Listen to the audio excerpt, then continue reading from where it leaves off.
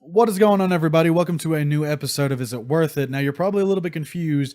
Yes, I am talking about emulation and ROMs. And some of you might be sitting there thinking, yeah, emulation and ROMs, it's super illegal. Or you might be someone that just might be like, yeah, it's super illegal, but I really don't care. I'm going to do it anyway. What are they going to do? And I'm not going to go over like, yes, or you're going to go to jail or you're going to get a fine or anything like that. I'm talking about just the emulators and if it is legal or illegal in question, because I was looking it up because I wanted to download a bunch of different emulators and ROMs. So whenever I decide to start streaming on my other channel or on my Twitch or anything of that kind of nature, I can make sure that I'm not about to break a whole bunch of laws, because a long time ago, I had a GameCube, which is it's the Dolphin emulator. That's just what they call it. The Dolphin emulator that came with the GameCube and the Wii. And I got an email from my internet provider that was like, "Hey, you need to delete that. It's illegal to have that. Delete it, and we won't ask questions. If you don't delete it, then there will probably be some legal action." So, of course, being as frightened as I was whenever I was younger, I just deleted it and didn't think twice about it. But let's go ahead and go into the story of this.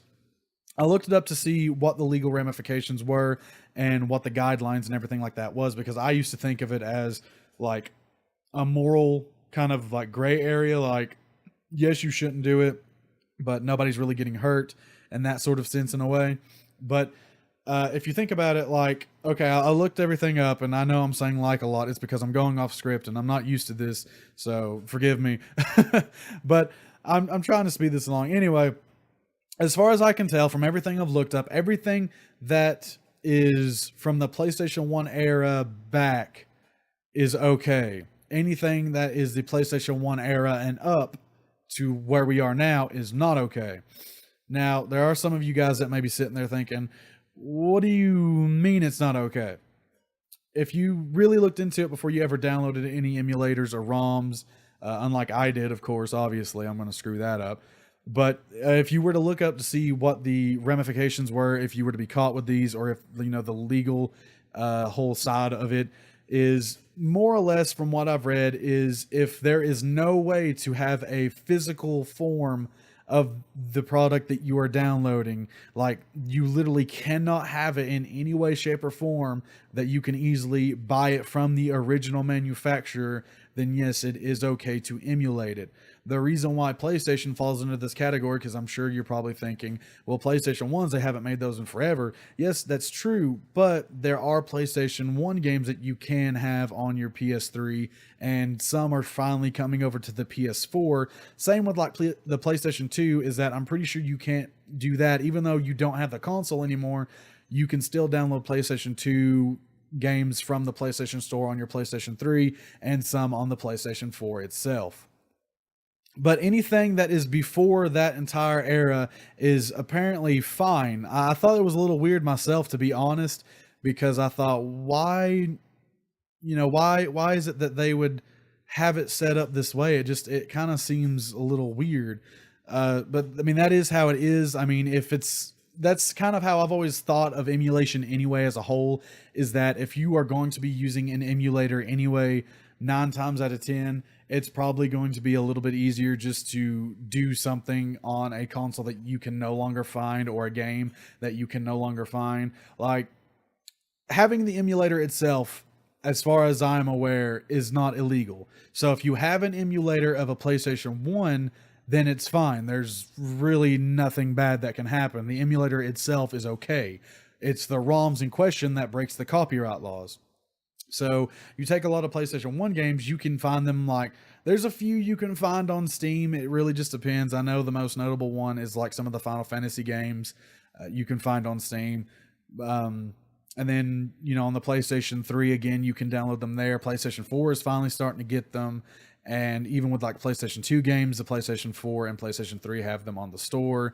But that kind of begs the question, how do these legal ramifications work necessarily with like the console, like retro throwbacks? Because they've made Sega Genesis consoles that you can hook up like to HD TVs and play. They've made the Super Nintendo with a Nintendo added into it. I think they even made one with a Genesis added into it. It might have been an Atari. I'm not really 100% sure.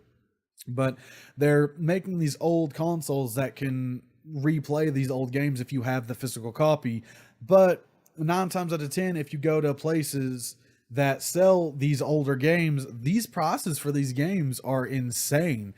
I know for a fact that if you were to go, like, if, okay, say for instance, you go like on eBay and you were to look for the original Legend of Zelda that is on the Nintendo, and it's like the gold case you're looking for, you probably find it for a few $1,000s.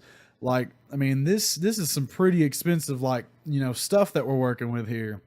But in the end, it kind of just depends. Like, most people that end up buying it are usually collectors anyway. So if you're not really much of a collector, then you wouldn't really worry about it. But trying to find the actual physical copies for these games will become more difficult. So I would like to think that even if they are making these older consoles or the retro consoles to be able to play these older games, I am pretty confident that it still falls under the same category that we're in now, where it is okay to have it as long as it's something that you're not actually able to find. Now, it's a little weird for me because, like, with the GameCube, you're not going to find like physical copies of the GameCube games, but they are putting some of them that are on the Wii U store, but not every one of them. And that's what I want to think about too. Is, does this ruling apply to every single game that was released past on the PlayStation 1 and on these other consoles in the future? Or does that apply just to the ones you can actually find on the store, or there's a physical copy that you can get from the manufacturer? Like, say if on the PlayStation Store, they, for whatever reason, didn't have a copy of Final Fantasy VII or Final Fantasy VIII or 9, etc. And you went on, you downloaded this ROM, is that okay? Would that still fall under that classification of it's okay? That's kind of a weird question in itself. So pretty much anything past the PlayStation, I guess it just is kind of hit and miss. It just depends if you can literally get your hands on a copy or anything of that nature of these original consoles and these original games from the manufacturer, which the only way you'd probably be able to do that is go onto the website themselves and order them, which again, most places, once they are done with production, they will not make any more. Like, ipso facto, this is all you're getting. That's it. Don't ask for more. So that's kind of what you run into.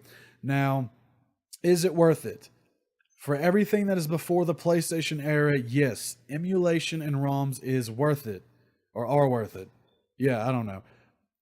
It's a good thing to have. Anything past that, it's iffy because there are some legal ramifications you have to consider, and it kind of is begging the question of, okay, well, am I able to find an actual physical copy of this? Is there a way to have an actual physical console of this? I mean, PlayStation 1s, for example, you're not going to find a PlayStation 1 randomly anywhere. And if you do, you're paying like $500, $600, $700, maybe even $1,000 for it, because a lot of these places that are little like gaming stores that pop up that, are like huge collectors of trading and selling and everything like that, usually their prices are eBay prices. You're going to end up paying probably more than you would for these older games that probably don't even play that well because they're garbage or they're pieces of crap, but there's not that many copies of them, so they're rare.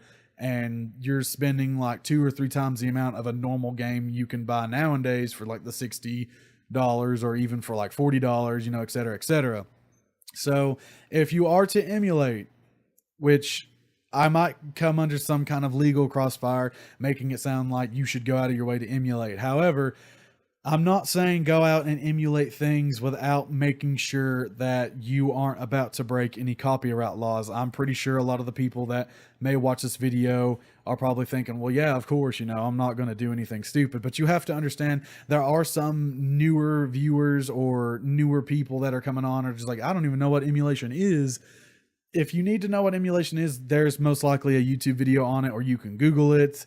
I'm not going to say how to do it because, again, I do not want to get into some kind of legal trouble by saying, yes, you should totally break the law and go and emulate all this other stuff, and get all these games for free. The way I look at it for emulation, and I'm sure a lot of people who emulate games will agree with me, because everybody that is most likely here has a job and actually is smart enough to know that, hey, yeah, I'll just buy the game. In worst case scenario, I want to pirate it to play it now, is just to try to make sure that it's not garbage and then delete it. Like, just put it, I don't know. But the way I look at it is, again, anything that is before the PlayStation era is fine. Anything after the PlayStation era, you have to really be careful and think about it. I mean, there's consoles like, you take the PSP and the GameCube, for example, or Game Boy Advance, Game Boy Advance SP. A lot of things that came out after the PlayStation is a little iffy because they do fall after the PlayStation, but you cannot really find the copies of these anymore. And if you are lucky enough to find them, you're paying at least, $60-$70, or even like 30-40. I mean, you could still pay like $30-$40, and if the game's really worth it, then yes, it's worth buying. But if it's a game that you don't know anything about it, and if you buy it and you bring it back, you're not going to get your full refund back, you might want to just say screw it and emulate it. So just make sure, if you guys are going to emulate, make sure that you are careful. You do not break any of the legal issues. You do not break any copyright laws. I'm not saying go out of your way to go and emulate any and everything that you can. I'm simply saying, if you choose to emulate like I do, and probably 90% of gamers do who are PC gamers, then yes, please, please, please be safe. Don't break any copyright laws. Do not do something to get yourself in trouble. It's not worth getting in trouble over a video game that you can find pretty easily on like a PlayStation Store. And you might be sitting and thinking, well, I can't afford a PlayStation 4 or a PlayStation 3 or a 360 or an Xbox One, so I'm just going to emulate anyways.